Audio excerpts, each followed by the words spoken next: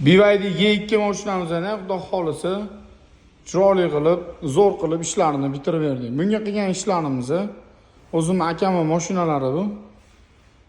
3 etapli professional polirovkalarini qildik.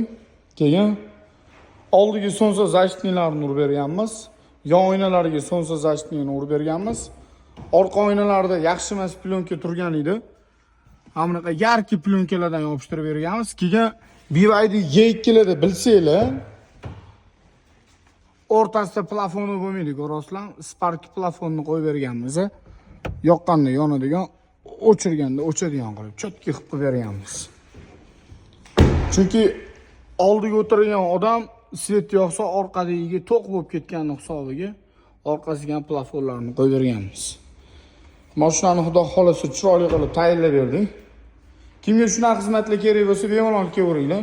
Ishlarni zo'r qilib bitirib beramiz.